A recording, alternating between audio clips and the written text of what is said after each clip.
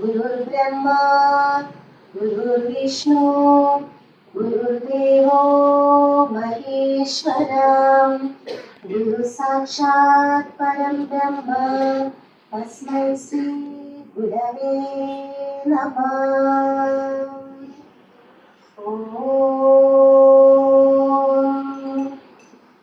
या कुन्देन्दुतुषारहारधवलां या शुभ्रवस्त्रावृतां या वीणवरदण्डमण्डिताकरां या श्वेतपद्मासनां या ब्रह्माच्युतशङ्करप्रभृतिर्देवैः सदा पूजितां सा मां पातु सरस्वती भगवती निशेषजाढ्यापः।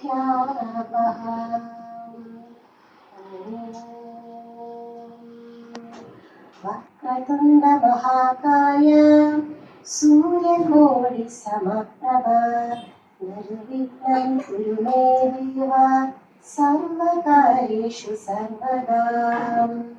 ॐ सहना भवतु सहनौ भुनक्तु सह वीर्यं करवावहै तेजस्विनावधीतमस्तु मा विद्विषावहै। ॐ शान्ति शान्ति शान्ति।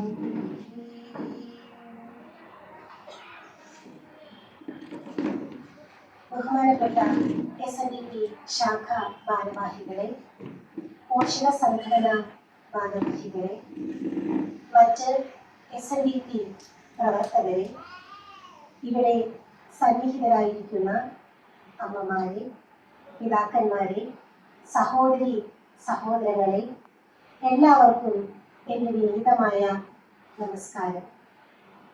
എൻ്റെ പേര് മിനു. ഞാൻ തപാൽ വകുപ്പിലാണ് ജോലി ചെയ്യുന്നത്. 2 കുഞ്ഞു മക്കളുണ്ട്. ഒരാൾക്ക് 1.5 വയസ്സ്, ഒരാൾക്ക് 3 വയസ്സ്. അതിന് 2 ആൺകുഞ്ഞുങ്ങൾ. കുറുമശ്ശേരിയിലാണ് വീട്. വിവാഹം ചെയ്തിരിക്കുന്നത് അകനാട് സ്വദേശിയാണ്. അച്ഛൻ്റെ പ്രിയ സുഹൃത്തായ സജീവനങ്ങളുടെ ക്ഷണപ്രകാരമാണ് ഇന്നിവിടെ എത്തുവാൻ സാധിച്ചത്.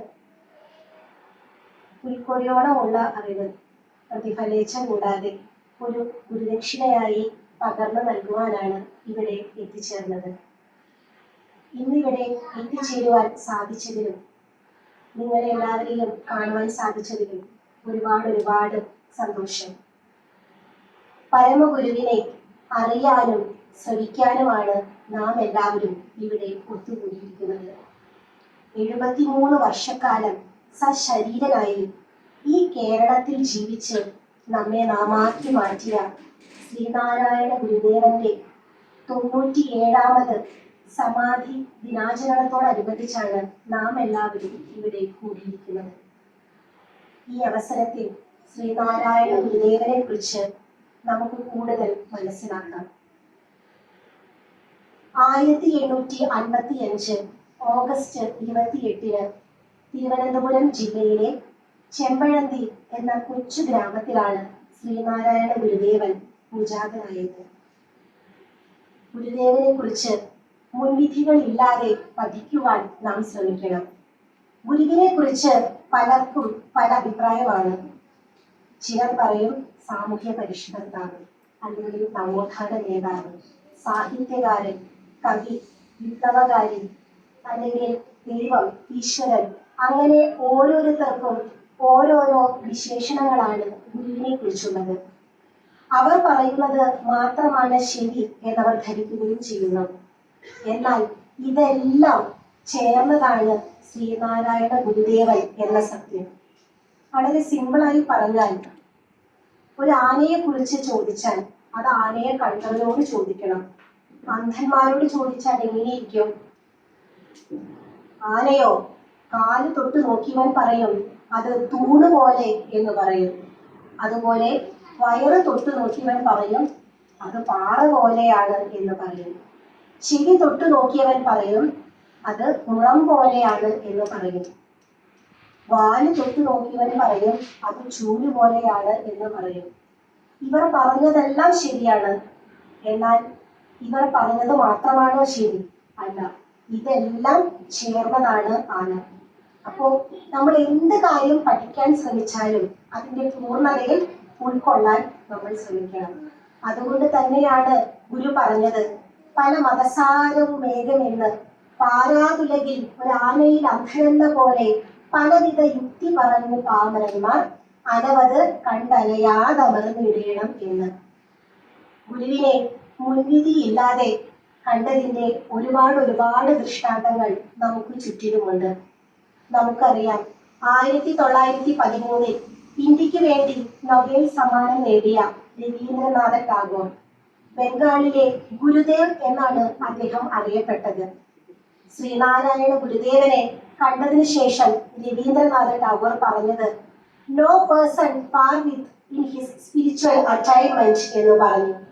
ശ്രീനാരായണ ഗുരുദേവന്റെ മുകളിലല്ല, ഒപ്പം ഇരിക്കാൻ പോലും യോഗ്യതയുള്ള ഒരു സന്യാസി വര്യനില്ല, ഒരു വ്യക്തി പ്രഭാവമില്ല എന്ന് പറഞ്ഞു. അത്രയ്ക്ക് വിശിഷ്ടമാണ് ഗുരു എന്ന സത്യം. അതുപോലെ നൊബേൽ സമ്മാന ജേതാവും വിശ്വചിന്തകനുമായ റൊമാൻ റോളൻ പറഞ്ഞത് കർമ്മനിരതനായ ജ്ഞാനി എന്നാണ്. ദീനബന്ധു എന്നറിയപ്പെട്ട CF ആൻഡ്രൂസ് പറഞ്ഞത്, ഞാൻ ഈശ്വരനെ മനുഷ്യരൂപത്തിൽ കണ്ടു എന്നാണ്. അതുപോലെ സർ CP രാമസ്വാമി അയ്യർ പോലും പറഞ്ഞത്, നമ്മുടെ ഗുരുദേവൻ ഈശ്വരാവതാരം തന്നെ. അതുപോലെ ഗുരുവിന്റെ പ്രിയ ശിഷ്യനും ചിന്നസ്വാമിയുമായ SNDPയുടെ ആദ്യ ജനറൽ സെക്രട്ടറിയുമായ കുമാരനാശാൻ ഗുരുസ്തവത്തിലൂടെ ഗുരുദേവനെ കുറിച്ച് എന്താണ് എഴുതിയത്?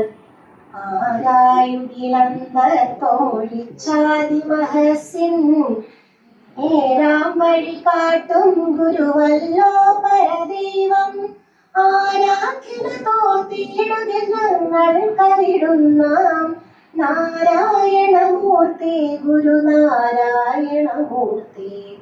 ഞങ്ങൾക്ക് നേർവഴി കാണിച്ചു തരുന്ന ഈ ഗുരു തന്നെയാണ് ഞങ്ങളുടെ പരമമായ ദൈവം എന്ന് കുമാരനാശാൻ പാടി.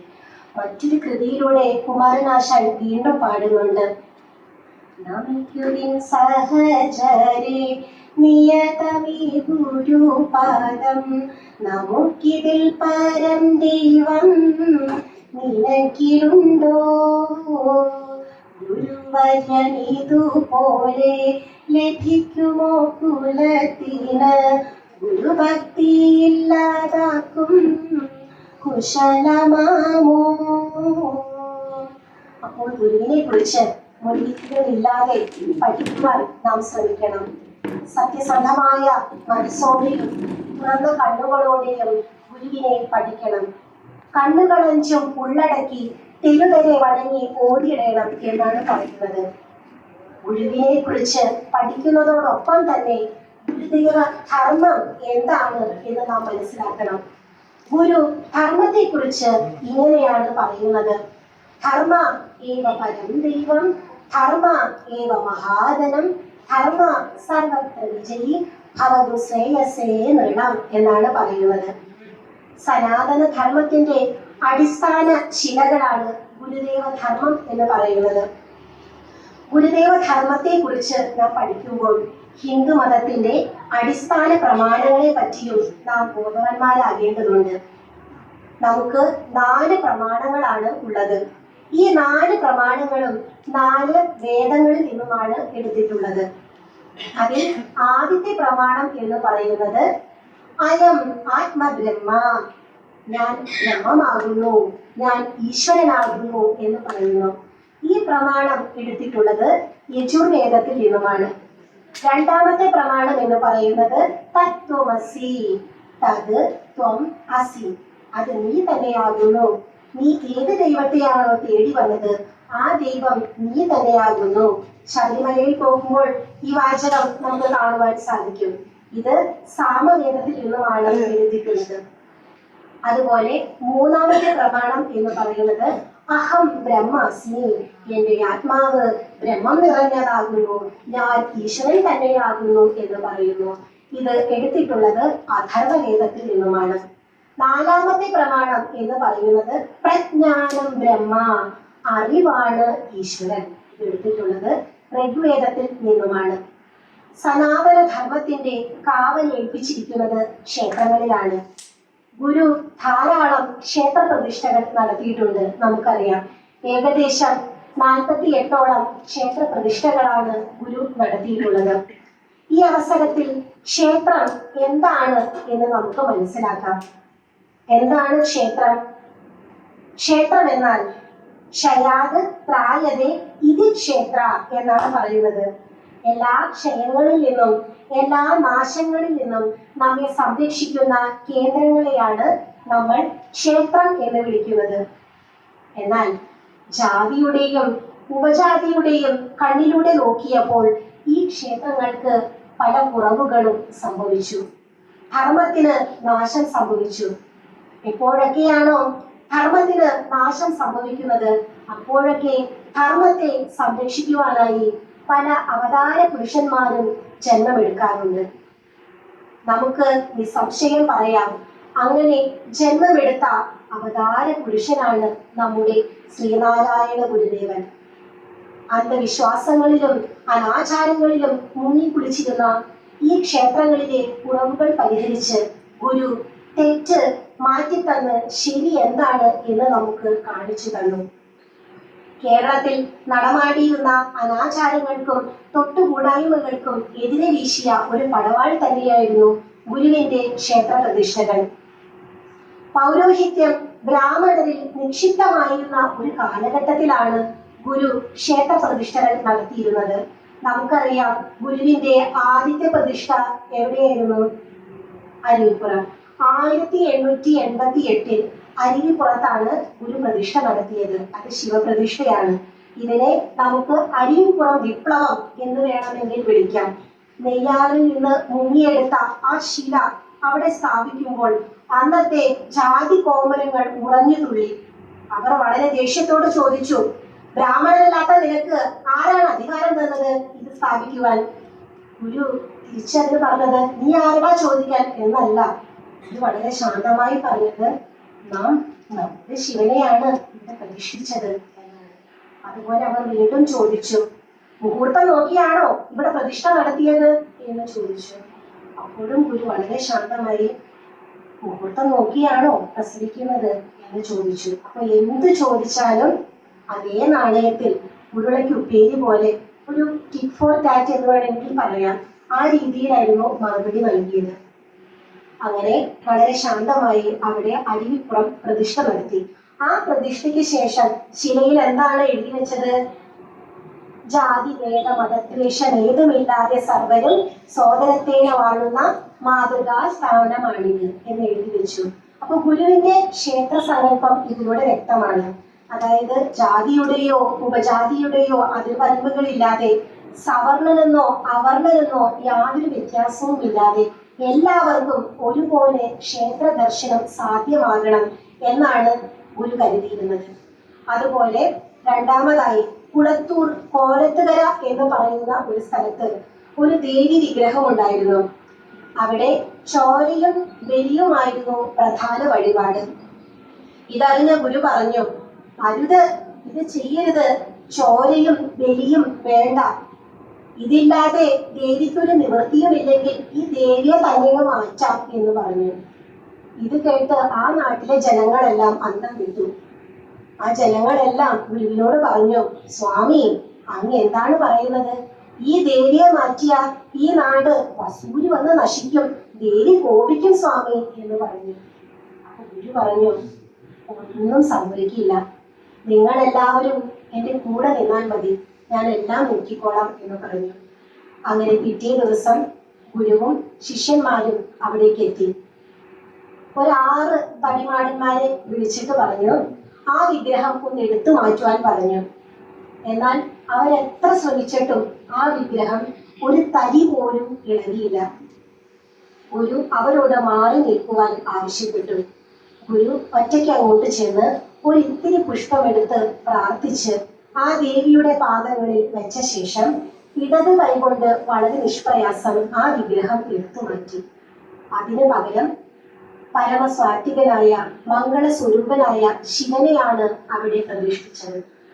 അതുപോലെ മണ്ണന്തല എന്ന് പറയുന്ന സ്ഥലത്തും ധാരാളം ദുർമൂർത്തികളുടെ വിഗ്രഹങ്ങൾ ഉണ്ടായിരുന്നു. എല്ലാം വാരിക്കൂട്ടി ചാക്കിലിട്ട് കെട്ടി പുഴയിലേക്ക് എറിഞ്ഞു കളഞ്ഞു. പകരം അവിടെ മണ്ണന്തല ദേവിയെയാണ് പ്രതിഷ്ഠിച്ചത്. അതുപോലെ കോട്ടാർ എന്ന് പറയുന്ന സ്ഥലത്തും മാടനെയും മറുതിയെയും യക്ഷിയെയും ചാത്തനെയും ഒക്കെയാണ് അവിടെ ആരാധിച്ചിരുന്നത്. അപ്പോ എല്ലാ വിഗ്രഹങ്ങളും തച്ചുടച്ച് കളഞ്ഞുകൊണ്ട് ഗുരു അവിടെ ഗണപതിയെയാണ് പ്രതിഷ്ഠിച്ചത്. അതുപോലെ കാലമുക്കിലെ നിലവിളക്ക് പ്രതിഷ്ഠ വളരെ ശ്രദ്ധേയമാണ്. തമസോമ ജ്യോതിർഗമയ എന്ന മന്ത്രം ഉരുവിട്ടുകൊണ്ട് വെളിച്ചമുണ്ടാകട്ടെ എന്ന് അരുൾ ചെയ്തുകൊണ്ടാണ് അവിടെ നിലവിളക്ക് പ്രതിഷ്ഠ നടത്തിയത്. അതുപോലെ കളവങ്കോട് കണ്ണാടി പ്രതിഷ്ഠ അതും വളരെ ശ്രദ്ധേയമാണ്. അതിൽ ഒരു പ്രത്യേകത എന്താണ് എന്ന് വെച്ചാൽ കേരളത്തിൽ ഒരുപാട് മിശ്രവിവാഹങ്ങൾ ആ ക്ഷേത്രത്തിൽ നടക്കുന്നുണ്ട്. അപ്പോൾ മിശ്രവിവാഹിതരായി സർട്ടിഫിക്കറ്റ്സ് വാങ്ങിച്ച് നമുക്ക് കൊണ്ടുപോകാം. അതുപോലെ ഗുരുവിന്റെ അവസാന പ്രതിഷ്ഠ അതെവിടെയായിരുന്നു? അത് വെച്ചൂർ പുല്ലരയിലെ ഓംകാരേശ്വര പ്രതിഷ്ഠയാണ്. അതിന്റെ പ്രത്യേകത എന്താണെന്ന് വെച്ചാൽ ഒരു ഫ്രെയിമിനുള്ളിൽ ഒരു കണ്ണാടി പ്രതിഷ്ഠിച്ച് അതിന്റെ നടുക്ക് ഓം എന്ന് പ്രണവ മന്ത്രം രസം ചുരണ്ടി വെച്ചിരിക്കുന്നു. അതാണ് അവിടുത്തെ പ്രതിഷ്ഠ. അങ്ങനെ ധാരാളം പ്രതിഷ്ഠകൾ ഗുരു നടത്തിയിട്ടുണ്ട്. അതുപോലെ മറ്റൊരു പ്രതിഷ്ഠയാണ് തലശ്ശേരി ജഗന്നാഥ ക്ഷേത്രത്തിലെ പ്രതിഷ്ഠ.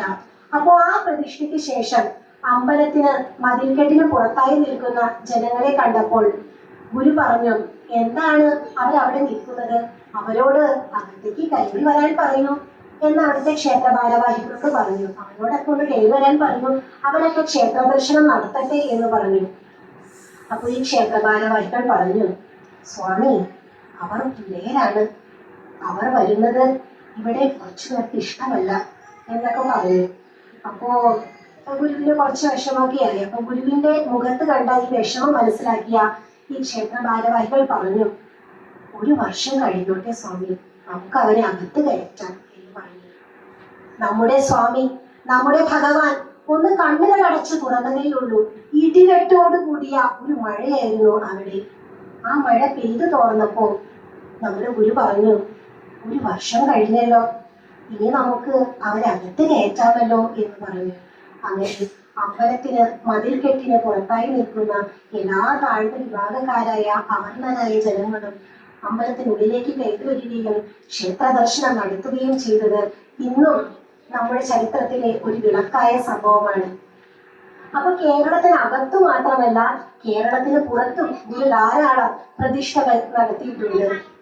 മൈസൂർ കുദ്രോളിയിലെ ശ്രീ ഗോകർണനാഥ ക്ഷേത്രം അതതിന് ഉദാഹരണമാണ്. അവിടുത്തെ ബില്ലവ നേതാവായ കൊലകപ്പയുടെ ക്ഷണപ്രകാരമായിരുന്നു ഗുരുദേവൻ അവിടെ പ്രതിഷ്ഠയ്ക്കായി എത്തിയത്. അവിടുത്തെ പ്രതിഷ്ഠകൾക്കെല്ലാം ശേഷം ഒരു കുഞ്ഞു ബാലിക ഗുരുവിന്റെ അടുത്തേക്ക് എത്തി. അപ്പോ ഗുരു വളരെ വാത്സല്യത്തോടെ ആ കുഞ്ഞിനോട് എന്താണ് പേര് എന്ന് ചോദിച്ചു. എന്നാൽ ആ കുട്ടി ജന്മനാ ഊമയായിരുന്നു. അത് കണ്ട് ചുറ്റും കൂടി നിന്ന് എല്ലാവർക്കും ഒരു വിഷമം. ഗുരു ചോദിച്ചിട്ടും ഈ കുഞ്ഞിന് പേര് പറയാൻ സാധിക്കുന്നില്ലല്ലോ, ജന്മനാ ഊമയായ ഒരു കുട്ടിയാണല്ലോ. അപ്പൊ ഗുരു താൻ കുടിച്ചിരുന്ന പാൽക്കാപ്പിയിൽ നിന്നും കുറച്ച് പാൽക്കാപ്പി ആ കുഞ്ഞിന് കുടിക്കാനായി കൊടുത്തു. ആ കുഞ്ഞു ബാലിക അത് കുടിച്ചു. എന്നിട്ട് പറഞ്ഞു, ഈ പറയാമല്ലോ പേര് എന്ന് പറഞ്ഞു. എല്ലാവരെയും അത്ഭുതപ്പെടുത്തിക്കൊണ്ട് ആ കുഞ്ഞ് പേര് പറയുകയും അവിടെ സംസാരിക്കുകയും ചെയ്തു. അവിടെ ഇരുന്ന എല്ലാ ജനങ്ങളും അത്ഭുതത്തോടെ ഞങ്ങൾക്കും ഒരു തുള്ളി പാൽക്കാപ്പി തരണേ എന്ന പ്രാർത്ഥനയോടെ ഗുരുവിന്റെ കാൽക്കൽ വീണ് നമസ്കരിച്ചു. ഗുരുവിന്റെ ഈശ്വരീയ ഭാവമാണ് അതിലൂടെ വ്യക്തമാകുന്നത്. ഇന്നും ആ സംഭവത്തിന്റെ ഓർമ്മയ്ക്കായി ആ ക്ഷേത്രത്തിൽ എല്ലാ ഞായറാഴ്ചയും പ്രസാദമായി നൽകുന്നത് പാൽക്കാപ്പിയാണ്. അപ്പോ ഇങ്ങനെ ഒരുപാട് പ്രതിഷ്ഠകൾ നടത്തി. ഓരോ പ്രതിഷ്ഠകൾക്കും അതിൻ്റെതായ പ്രാധാന്യമുണ്ട്. ഞാൻ കൂടുതൽ ദുഃഖിപ്പിക്കുന്നില്ല, കാരണം ക്ഷേത്ര പ്രതിഷ്ഠകളെ കുറിച്ച് പറയുമ്പോൾ ഒരുപാട് കാര്യങ്ങൾ പറയേണ്ടി വരും. ഈ ക്ഷേത്രങ്ങളോട് ചേർന്ന് പൂന്തോട്ടവും വൃക്ഷലതാദികളും വായനാശാലയും എല്ലാം ഗുരു പണിയെടുപ്പിച്ചിട്ടുണ്ട്. കാരണം അറിവുള്ള ഒരു സമൂഹം ഇവിടെ വളർന്നു വരണം എന്ന് ഗുരു ആഗ്രഹിച്ചു. കാരണം ഈ ക്ഷേത്രത്തിലെ നന്മകൾ നിലനിർത്താൻ പഠിച്ചു വളരുന്ന ഒരു സമൂഹം വേണം എന്നാണ് ഗുരു ആഗ്രഹിച്ചത്. ഗുരു നമ്മളോട് എന്താണ് പറഞ്ഞിട്ടുള്ളത്? വിദ്യ കൊണ്ട് സ്വതന്ത്രരാകുവിൻ എന്ന് പറഞ്ഞു.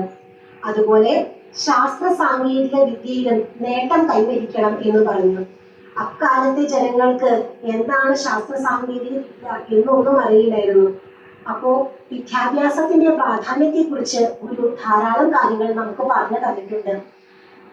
ഒരു കുട്ടി വിദ്യ അഭ്യസിക്കുന്നത് അമ്മയുടെ വയറ്റിലായിരിക്കുമ്പോൾ തന്നെ തുടങ്ങണം എന്നാണ് ഗുരു പറഞ്ഞിട്ടുള്ളത്. ഗുരുധർമ്മത്തിൽ 4-ാം അധ്യായമായ പ്രസവ ശുശ്രൂഷ എന്നൊരു ഭാഗമുണ്ട്. അതിൽ ഈ കാര്യങ്ങളെല്ലാം നല്ല രീതിയിൽ വിവരിക്കുന്നുണ്ട്. ഗർഭിണിയായ അമ്മ നല്ല നല്ല ഗ്രന്ഥങ്ങൾ പാരായണം ചെയ്യണം, നല്ല നല്ല ആധ്യാത്മിക ഗ്രന്ഥങ്ങൾ പാരായണം ചെയ്യണം. അപ്പോൾ നല്ല നന്മയുള്ള ഒരു കുഞ്ഞ്, ആധ്യാത്മിക അവബോധമുള്ള ഒരു കുഞ്ഞ് വളർന്നു വരുവാൻ അത് സഹായകമാകും. അതുപോലെ ഭാരതത്തിൽ 1000 നൂറ്റാണ്ടുകൾക്ക് മുൻപ് എഴുതപ്പെട്ട ഒരു ഉപനിഷത്തുണ്ട്, ഗർഭോപനിഷത്ത്. ആ ഗർഭോപനിഷത്തിന്റെ സാരാംശം ഒട്ടും ചോരാത്ത രീതിയിൽ ഗുരു നമുക്കായി എഴുതി തന്ന അതിമനോഹരമായ ഒരു കൃതിയാണ് പിണ്ടനന്ദി. അപ്പോൾ എങ്ങനെയാണ് ഒരു കുഞ്ഞ് വളർന്നു വരേണ്ടത്, അവനെ എങ്ങനെയാണ് പരിപാലിക്കേണ്ടത്, അവന്റെ വിദ്യാഭ്യാസം എങ്ങനെ വേണം തുടങ്ങി എല്ലാ കാര്യങ്ങളും ആ മനോഹരമായ കൃതിയിൽ വിവരിക്കുന്നുണ്ട്. അപ്പോൾ ഗുരുവിന്റെ കൃതികളെല്ലാം പഠിക്കുവാൻ നാം ശ്രമിക്കണം. വിദ്യാഭ്യാസത്തിന്റെ പ്രാധാന്യത്തെ പറ്റി ഗുരു ഊന്നി പറയുന്നുണ്ട്. അറിവാണ് ഈശ്വരൻ എന്ന് നമുക്കറിയാം. വിദ്യാധനം സർവധനാൽ പ്രധാനമാണ്. എന്തുകൊണ്ടാണ് അങ്ങനെ പറയുന്നത്? വിദ്യാധനം സർവധനാൽ പ്രധാനമെന്ന്. ന ചോരഹാര്യം ന ജരാജഹാര്യം ന ഭ്രാതൃഭാജ്യം ന ച ഭാരകാരി വ്യയേ കൃതേ വർദ്ധതയേവ നിത്യം വിദ്യാധനം സർവധനാൽ പ്രധാനം. ന ചോരഹാര്യം, ചോരൻ എന്ന് പറഞ്ഞാരാ? മോഷ്ടാവ്, കള്ളൻ. ഒരു കള്ളന് പോലും മോഷ്ടിക്കുവാൻ സാധിക്കില്ല. രാജഹാര്യം, ഒരു രാജാവിന് പോലും കൊടുക്കേണ്ടതില്ല. പണ്ടൊക്കെ നമുക്ക് എന്തെങ്കിലും ഉണ്ടെങ്കിൽ രാജാവിന് ഒരു വിഹിതം കൊടുക്കണം, കപ്പം കൊടുക്കണം. രാജാവിന് പോലും കൊടുക്കേണ്ടതില്ല. ന ഭ്രാതൃഭാജ്യം, സഹോദരങ്ങൾക്ക് പോലും വീതിച്ച് നൽകേണ്ടതില്ല. നക്ഷഭാരകാര്യം, ഇത് നമുക്ക് ചുമന്നുകൊണ്ട് നടക്കേണ്ട കാര്യമൊന്നുമില്ല, ഇതിന് ഭാരമൊന്നുമില്ല. വ്യയേ കൃതേ വർദ്ധത ഏവ നിത്യം എന്ന് പറഞ്ഞാൽ ഉപയോഗിക്കുന്തോറും, നമ്മൾ പകർന്നു കൊടുക്കുന്തോറും വർദ്ധിക്കുന്നതാണ് നമ്മുടെ അറിവ്.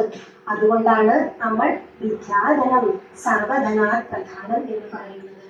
അപ്പോൾ വിദ്യാഭ്യാസത്തിന്റെ പ്രാധാന്യവും അറിവിന്റെ ഒരു പ്രാധാന്യവും ഇത് നമുക്ക് ചൂണ്ടിക്കാണിച്ചു തരുന്നുണ്ട്. അപ്പൊ ഗുരുവിനെ കുറിച്ച് പറയുമ്പോൾ നമുക്ക് കുറച്ച് കൂടുതൽ കാര്യങ്ങൾ മനസ്സിലാക്കാം. ഈ ഗുരു എന്ന് പറഞ്ഞാൽ എന്താണ്? ഈ ഗുരു എന്ന വാക്കിന്റെ അർത്ഥം തന്നെ വളരെ വലുതാണ്. ഗുരു എന്നാൽ ഗുഗാരന്ധകാരച്ച യുഗാരസ്ഥ നിരോധക അന്ധകാര വിനാശിത്വാത് ഗുരുനിത്യ അഭിധീയതേ എന്നാണ് പറയുന്നത്. ഗു എന്ന് പറഞ്ഞാൽ അന്ധകാരം, രു എന്ന് പറഞ്ഞാൽ നിരോധിക്കുന്നത്. അന്ധകാരത്തെ നിരോധിച്ചാൽ അവിടെ എന്താണ്? പ്രകാശമാണ്. അപ്പോൾ ഗുരു എന്ന വാക്കിന്റെ അർത്ഥം പ്രകാശ സ്വരൂപൻ എന്നാണ്. അതുപോലെ വിശ്വസാര മന്ത്രത്തിലും ഇങ്ങനെ പറയുന്നുണ്ട്, അജ്ഞാനതിമിരാന്തസ്യ ജ്ഞാനാഞ്ജന ശലാകയാ ചക്ഷുരുന്മീലിതം യേന തസ്മൈ ശ്രീ ഗുരവേ നമ എന്ന് പറയുന്നു. അജ്ഞാനമാകുന്ന തിമിരത്തിൽ നിന്നും വിജ്ഞാനത്തിന്റെ അറിവ് പകർന്നു നൽകുന്നവരാണ് നമ്മുടെ ഗുരു. ഈ അവസരത്തിൽ ഹിന്ദി പോയറ്റായ സൂർദാസിന്റെ വരികളാണ് ഓർമ്മ വരുന്നത്. അദ്ദേഹം തന്റെ കവിതയിലൂടെ ഇങ്ങനെ പറയുന്നുണ്ട്, Both God and teacher are standing before me. Whom should I owe my obedience എന്ന് ചോദിക്കുന്നു. ഗുരുവും ദൈവവും നമ്മുടെ മുൻപിൽ വന്നു നിന്നാൽ ആദ്യം നമ്മൾ ആരെ നമസ്കരിക്കുമെന്ന് ഒരു കവിതയിലൂടെ അദ്ദേഹം ചോദിക്കുന്നുണ്ട്. ഈ ചോദ്യം നമ്മളോട് ഓരോരുത്തരോടുമാണെങ്കിൽ നമ്മൾ എന്തുത്തരം പറയും? ഗുരുവുമുണ്ട്, ദൈവവുമുണ്ട്. ആദ്യം ആരെ നമസ്കരിക്കും? ഇതാണ് ചോദ്യം. ആദ്യം ആരെ നമസ്കരിക്കും? ഇപ്പൊ ഗുരുവിനെ കുറിച്ച് പറഞ്ഞുകൊണ്ട് എല്ലാരും ഗുരു എന്നൊക്കെ പറയും. ശരിക്കും നമ്മൾ എന്ത് ചെയ്യും? ഗുരുവിനൊക്കെ എപ്പോഴും കാണുന്നതല്ലേ. ഇനിയിപ്പോ ദൈവത്തിനെ നമുക്ക് കാണാൻ കിട്ടിയ അവസരം, ഗുരുവിനെ മാറ്റി നമ്മുടെ ദൈവത്തിനെ ഒന്ന് വഴങ്ങി നമ്മുടെ ആവശ്യങ്ങളും പരാതികളൊക്കെ പറഞ്ഞ് കുറച്ച് വരങ്ങളൊക്കെ എഴുതിയിട്ടാനായിട്ടൊക്കെ നോക്കും. അപ്പോ ആ കവിതയില് ഉത്തരമായി അദ്ദേഹം പറയുന്നുണ്ട്, I bow my teacher who guide me to God. എന്നെ ദൈവത്തിലേക്ക് നയിച്ചവൻ ആരാണോ ആ ഗുരുവിനെ തന്നെ വണങ്ങും എന്ന് ഞാൻ പറയുന്നുണ്ട്. അപ്പോ അത്രയ്ക്ക് വിശിഷ്ടമാണ് ഗുരു എന്ന് പറയുന്ന സങ്കല്പം. ഗുരുവിനെ കുറിച്ച് പറയുമ്പോൾ സംസ്കൃതത്തിലും ഒരുപാട് ശ്ലോകങ്ങളുണ്ട്. അതിൽ ആദ്യത്തെ ശ്ലോകം ഇതാണ്: ഓം സദാശിവ സമാരംഭാം ശങ്കരാചാര്യ മധ്യമാം അസ്മദാചാര്യ പര്യന്താം വന്ദേ ഗുരു പരമ്പരാം എന്നാണ് പറയുന്നത്. നമ്മുടെ ഗുരു പരമ്പര ആരംഭിക്കുന്നത് ശിവനിൽ നിന്നുമാണ്. സദാശിവൻ, ശിവം എന്ന് പറഞ്ഞാൽ മംഗളം, ശിവൻ എന്ന് പറഞ്ഞാൽ മംഗളസ്വരൂപൻ. അപ്പോ നമ്മുടെ ഗുരു പരമ്പര ആരംഭിക്കുന്നത് ശിവനിൽ നിന്നുമാണ് എന്നാണ് പറയുന്നത്. അങ്ങനെ ശങ്കരാചാര്യ മുതലായ ഗുരുക്കന്മാരിലൂടെ ആ മധ്യ കാലഘട്ടത്തിലൂടെ കടന്നു വന്ന്, അതുപോലെ അസ്മദാചാര്യൻ എന്ന് പറഞ്ഞാൽ പരമ്പരയിലെ അവസാന കണ്ണി, നമുക്ക് നിസ്സംശയം പറയാം അത് നമ്മുടെ ശ്രീനാരായണ ഗുരുദേവൻ തന്നെയാണ്. അങ്ങനെയുള്ള ഗുരു പരമ്പരയെ ഞാൻ പ്രണമിക്കുന്നു എന്നാണ് ഈ ശ്ലോകത്തിൽ പറയുന്നത്. അടുത്ത ശ്ലോകം പറയുന്നത് ഇങ്ങനെയാണ്: ഓം ഗുരവേ സർവലോകാനാം ഭിഷജേ ഭവരോഗിണാം നിധയേ സർവവിദ്യാനാം ദക്ഷിണാമൂർത്തയേ നമ എന്ന് പറയുന്നു. ഓം ഗുരവേ സർവലോകാനം, സർവലോകങ്ങൾക്കും ഗുരുവായിട്ടുള്ളവനെ. ഭിഷജേ എന്ന് പറഞ്ഞാൽ വൈദ്യൻ, എല്ലാ ലോകങ്ങൾക്കും വൈദ്യനായിട്ടുള്ളവനെ. നിധിയേ സർവവിദ്യാനാം, എല്ലാ വിദ്യകൾക്കും നിധിയായിട്ടുള്ളവനെ. അങ്ങനെയുള്ള ഗുരുവിനെ ഞാൻ പ്രണമിക്കുന്നു എന്ന് പറയുന്നു. അടുത്ത ശ്ലോകം എന്ന് പറയുന്നത്: ഓം ബ്രഹ്മാനന്ദം പരമസുഖദം കേവലം ജ്ഞാനമൂർത്തിം ദ്വന്ദ്വാതീതം ഗഗനസദൃശം തത്വമസ്യാദിലക്ഷ്യം ഏകം നിത്യം വിമലമചലം സർവധീ സാക്ഷിഭൂതം ഭാവാതീതം ത്രിഗുണരഹിതം സദ്ഗുരും തം നമാമി എന്നാണ് പറയുന്നത്. ബ്രഹ്മാനന്ദ സ്വരൂപമായിട്ടുള്ളവനെ അങ്ങയെ ഞാൻ പ്രണമിക്കുന്നു. നമുക്ക് 3 ഗുണങ്ങളുണ്ട്: സത്വഗുണം, രജോ ഗുണം, തമോ ഗുണം. ഈ 3 ഗുണങ്ങൾക്കും അതീതനായിട്ടുള്ള ഗുരുവിനെ ഞാൻ പ്രണമിക്കുന്നു എന്ന് പറയുന്നു. അടുത്ത ശ്ലോകം എന്ന് പറയുന്നത് ശ്രീനാരായണ ഗുരുദേവനെ കുറിച്ചുള്ള അതിവിശിഷ്ടമായ ഒരു മന്ത്രമാണ്. നമ്മൾ ശിവഗിരിയിലെല്ലാം പോകുമ്പോൾ അവിടുത്തെ സന്യാസി വര്യന്മാർ ഈ മന്ത്രം ഉരുവിടുന്നത് നമുക്ക് കേൾക്കാം. അതിവിശിഷ്ടമായ ഈ മന്ത്രം നമ്മൾ ഹൃദിസ്ഥമാക്കുന്നത് നല്ലതായിരിക്കും. ആ മന്ത്രം ഇങ്ങനെയാണ്: ഓം നമോ ബ്രഹ്മാദിഭ്യോ ബ്രഹ്മവിദ്യാ സമ്പ്രദായ കർത്തൃഭ്യോ വംശഋഷിഭ്യോ മഹദ്ഭ്യോ നമോ സർവോപപ്ലവരഹിത പ്രജ്ഞാനഗണ പ്രത്യഗർത്തോ ബ്രഹ്മൈവാഹമസ്മി വേദവേദാന്ത ലക്ഷ്യാർത്ഥോ ഭഗവാനഭിമാനുഷം പ്രണമ്യതേ മഹാഭാഗോ നാരായണ യതീശ്വര ശ്രീമന്നാരായണ സ്വാമി പാദാംബുജരജക്കണ സേവ്യതേ ജ്ഞാനസിദ്ധ്യർത്ഥം മോഹാമയമഹൗഷധം. ഇത് ശ്രീനാരായണ ഗുരുദേവനെ കുറിച്ചുള്ള അതിവിശിഷ്ടമായ മന്ത്രമാണ്. ഇനി ഗുരുദേവനെ കുറിച്ച് പറയുമ്പോൾ ഓർമ്മ വരുന്ന മറ്റൊരു കാര്യം, ഗുരു നമുക്കായി ഒരുപാട് കൃതികൾ നമുക്ക് തന്നിട്ടുണ്ട്. ഈ കൃതികളെ കുറിച്ച് മനസ്സിലാക്കുവാനും പഠിക്കുവാനും നമ്മൾ സമയം കണ്ടെത്തണം. നമുക്ക് ചുറ്റും ഒരുപാട് കൃതികളുണ്ട്. അതിൽ ഏറ്റവും മികച്ചവയാണ് ഗുരുദേവന്റെ കൃതികൾ. ഏത് കൃതി ചൊല്ലിയാലും നമുക്ക് അതിന്റെ ഗുണം ലഭിക്കും. ഉദാഹരണത്തിന് നമ്മൾ അമ്പലത്തിൽ ചെന്നാൽ ഒരു 101 രൂപ കൊടുത്ത് ഗണപതി ഹോമം എല്ലാം നിർവഹിക്കും. അതിന്റെ അതേ ഒരു എഫക്റ്റാണ് ഗുരുവിന്റെ വിനായകാഷ്ടകം നമുക്ക് ചൊല്ലുമ്പോൾ കിട്ടുന്നത്. നമ്മൾ എന്ത് കാര്യം തുടങ്ങുന്നതിന് മുൻപും ഈ കീർത്തനം ആലപിച്ചു പോയിട്ടുണ്ടെങ്കിൽ ആ ഒരു വിഘ്നങ്ങളും എല്ലാ തടസ്സങ്ങളും മാറും എന്നാണ് പറയുന്നത്. നമുക്കറിയാം അതിലെ വരികൾ: നമദേവവൃന്ദം ലസദ്വേദകണ്ഠം ശിരശ്രീമദിന്ദും ശ്രിതശ്രീമുകുന്ദം ബൃഹച്ചാരുഷുണ്ഡം സ്തുതശ്രീ സനന്ദം ജടാഹീന്ദ്രകുണ്ഡം ഭജേതീഷ്ടസന്തം. ഈ കൃതികളിൽ മൊത്തം മന്ത്രങ്ങളാണ് ഉള്ളത്. ഓം നമദേവായ നമഃ, ഓം ലസദേവായ നമഃ, ഇങ്ങനെ മന്ത്രങ്ങൾ കൊണ്ട് കോർത്തിണക്കിയ കൃതികളാണിത്. 100 രൂപ കൊടുത്ത് നമ്മൾ ഗണപതി ഹോമം കഴിക്കുമ്പോഴും ഇതേ മന്ത്രങ്ങൾ തന്നെയാണ്. ഗുരു എത്ര മനോഹരമായിട്ടാണ് ആ കൃതിയിൽ എഴുതി വെച്ചിരിക്കുന്നത്. അതുപോലെ തന്നെ ഗുരുവിന്റെ ഗുഹാഷ്ടകം, ശാന്തം ശംഭൂതനൂജം സത്യമനാധാരം ജഗദാധാരം. ഇതിന് മന്ത്രമാണ് ഓം ശാന്തായ നമഃ, ഓം ശംഭുതനുജായ നമഃ. അങ്ങനെ മന്ത്രങ്ങൾ കൊണ്ട് കൂർത്തിണക്കിയ ഒരു മുത്തുമാല തന്നെയാണ് ഗുരുവിന്റെ എല്ലാ കൃതികളും. അതുപോലെ നമ്മുടെ സരസ്വതി ദേവിയെ പ്രണമിച്ചുകൊണ്ട് എഴുതിയ, ശാരദാ ദേവിയെ പ്രണമിച്ചുകൊണ്ട് എഴുതിയ ഒരു കൃതിയാണ് ജനനി നവരത്ന മഞ്ജരി. അതും നമുക്കറിയാം എങ്ങനെയാണ്. ഒന്നായ മാർമതിയിൽ നിന്നായിരം ത്രിപുടി വന്നാശു തന്മതി മറന്ന് അന്നാദിയിൽ പ്രിയമുയർന്നാടലാം കടലിൽ ഒന്നായി വീണു വലയും എന്നാശയം അമർന്നാവിരാധ കടലും ചിന്നാവിൽ ത്രിപുടി എന്നാടും പടി കലർന്നാവിടുന്നു ജനനി. അതുപോലെ ഗുരുദേവന്റെ മറ്റൊരു കൃതിയാണ് ദേവി പ്രണാമ ദിവ്യാഷ്ടകം. ഇത് ജപിക്കുമ്പോൾ കുട്ടികൾക്ക് നല്ല ഓർമ്മശക്തി, ഭാഷ, നല്ല സ്ഫുടത ഇതെല്ലാം കൈവരും. എങ്ങനെയാണ് അതറിയാലോ. ശ്രീ ശിവേതി പരിപാലയേതി പരിപാലയേതി ജപമാലയാം, ശ്രീ ശിവേതി പരിപാലയേതി പരിപാലയേതി ജപമാലയാം, പാദഭക്തജന പാലനാധിക പരായണ ഭയഭയാപഹ പൂർണ്ണമാനസ പുരാണ പുരുഷന്തരാതി ഗുരുപൂജിത സാധു സാധിത സരസ്വതി സകല സമ്പ്രദായ സമുദാഹൃത ശാരദ ശശാങ്ക ശേഖര ശിവ ശിവ ശിവമുദീയത. ഇങ്ങനെ ധാരാളം കൃതികൾ നമുക്ക് ഗുരു എഴുതി തന്നിട്ടുണ്ട്. ഓരോ കൃതിക്കും അതിൻ്റെതായ ഒരു പ്രാധാന്യവുമുണ്ട്. ഗുരു നമുക്ക് ആദ്യമായി ഒരു ചെറുപ്പത്തിൽ തന്നെ ഒരു എഴുതിയ കൃതിയുണ്ട്, ശ്രീകൃഷ്ണ ദർശനം. അത് നമുക്കറിയാം, വളരെ കുഞ്ഞായിരിക്കുമ്പോൾ തന്നെ ചെറുപ്പകാലഘട്ടത്തിൽ എഴുതിയ ഒരു കൃതിയാണ്. വൃത്തി നിവർത്തയായി ഭുവനവും സത്യത്തിരോഭൂതമായി പീയൂഷധ്വനിഹീനമായി ചുടലവും ശോഭിച്ചു ദീപപ്രഭ മായാപടം തുറന്നു മണിരംഗത്തിൽ പ്രകാശിക്കും അക്കായാവിൻ പലമേനി കൗസ്തുഭമണി ജീവന്റെ ദിവ്യോത്സവം. അപ്പോൾ ഈ കൃതിയെ പറ്റി പറയുമ്പോൾ ചില കാര്യങ്ങളാണ് ഓർമ്മ വരുന്നത്. അപ്പോൾ ഈ സാന്ദീപനി മഹർഷിയുടെ ആശ്രമത്തിലാണ് ആര് പഠിച്ചിരുന്നത്? ശ്രീകൃഷ്ണ ഭഗവാൻ പഠിച്ചിരുന്നത്. അതുപോലെ നമ്മുടെ ഗുരു എവിടെയാണ് വിദ്യാഭ്യാസം തുടങ്ങിയത്?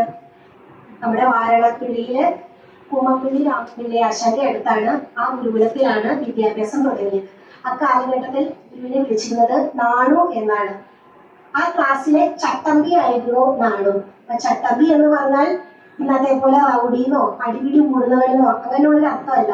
അന്നത്തെ കാലത്ത് ചട്ടമ്പി എന്ന് പറഞ്ഞാൽ നല്ല ബുദ്ധിശാലി, ക്ലാസ്സിലെ ലീഡർ എന്നൊക്കെ ഉള്ള ഒരു നല്ല അർത്ഥമായിരുന്നു.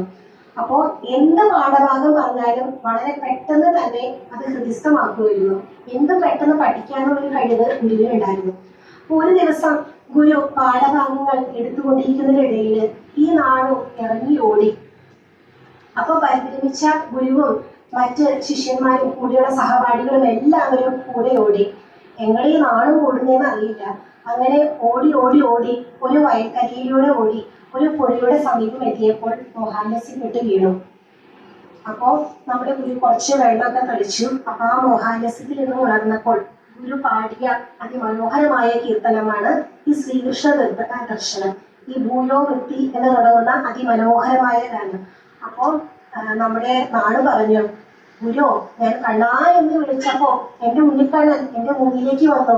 എന്നാ എനിക്ക് പിടി തരാതെ ദാ ഓടിപ്പോയി. ഓടി ഓടി ദേ പുഴയിലേക്ക് വീണു ഗുരുവോ, എനിക്ക് ഒന്ന് തൊടാൻ പോലും പറ്റിയില്ല എന്ന് പറഞ്ഞു. അപ്പോ നമ്മുടെ ഗുരുദേവൻ കണ്ണാ എന്ന് വിളിക്കുമ്പോൾ കൃഷ്ണൻ മുന്നിലേക്ക് വരുമായിരുന്നു. അങ്ങനെ ഏത് ദേവതകളെ വിളിച്ചാലും മുന്നിലേക്ക് വന്ന് അവരെ സാക്ഷാത്കരിച്ചിട്ടാണ് ഓരോ കൃതികളും നമുക്കായി തന്നിട്ടുള്ളത്. അപ്പോൾ ഈ കൃതികളെല്ലാം നമ്മൾ പഠിക്കുവാനും മനസ്സിലാക്കുവാനും എല്ലാം നാം സമയം കണ്ടെത്തണം. അപ്പോൾ ശ്രീനാരായണ ഗുരുദേവന്റെ സമ്പൂർണ്ണ കൃതികൾ എന്നൊരു പുസ്തകമുണ്ട്. എല്ലാവരുടെയും വീട്ടിലുണ്ടോ അതൊക്കെ? അപ്പോൾ ബൈബിൾ ഇല്ലാത്ത ഒരു ക്രിസ്തീയ ഭവനം ഉണ്ടാവില്ല. അതുപോലെ ഖുർആൻ ഇല്ലാത്ത ഒരു ഇസ്ലാം ഭവനം ഉണ്ടാവില്ല. നമ്മുടെ ശ്രീനാരായണീയരുടെ വീട്ടിലും ഇങ്ങനൊരു പുസ്തകം വേണം, ശ്രീനാരായണ സമ്പൂർണ്ണ കൃതികൾ എന്ന പുസ്തകം. അപ്പോൾ സന്ധ്യയ്ക്ക് വിളക്ക് കൊളുത്തി പായ വിരിച്ച് അച്ഛനും അമ്മയും മക്കളും എല്ലാവരും ഓരോ ദിവസം ഓരോ കൃതി എന്ന രീതിയിൽ നമ്മളതിനെ ചൊല്ലുവാനും അതിന്റെ അർത്ഥമൊക്കെ മനസ്സിലാക്കുവാനും നമ്മൾ സമയം കണ്ടെത്തണം. വളരെ മികച്ച കൃതികളാണ്. അപ്പൊ അത് വായിക്കുമ്പോൾ നമുക്ക് തോന്നും ഗുരു നല്ലൊരു മികച്ച കവിയാണ്, ഒരു സാഹിത്യകാരനാണ് എന്നൊക്കെ നമുക്ക് തോന്നും. പിന്നെ എന്താണ് അതിനെ പറ്റിയൊക്കെ പറയാനുള്ളത്? ഗുരുവിന്റെ ക്ഷേത്രപ്രതിഷ്ഠകളെ പറ്റി പറഞ്ഞു, കൃതികളെ പറ്റി പറഞ്ഞു. അപ്പൊ എത്ര പറഞ്ഞാലും നമുക്ക് മതി വരാത്ത ഒരു മഹാസാഗരം തന്നെയാണ് ഗുരുദേവൻ. പ്രിയ സഹോദരങ്ങളെ, നമ്മളെല്ലാവരും ഇവിടെ ഒത്തുകൂടിയിരിക്കുന്നത് ഗുരുവിനെ കുറിച്ച് കൂടുതൽ അറിയുവാനാണ്, സമാധിയെ കുറിച്ച് കൂടുതൽ അടുത്തറിയുവാനാണ്. അതിനു മുൻപ് വേറൊരു കാര്യം പെട്ടെന്ന് ഓർമ്മ വന്നു. അപ്പൊ ഗുരുവിനെ കുറിച്ച് പറയുമ്പോൾ ഗുരു നല്ലൊരു അനുകമ്പ മൂർത്തിയായിരുന്നു, ഭയങ്കര കാരുണ്യവാനായിരുന്നു, എല്ലാവരോടും വളരെ അനുകമ്പയായിരുന്നു.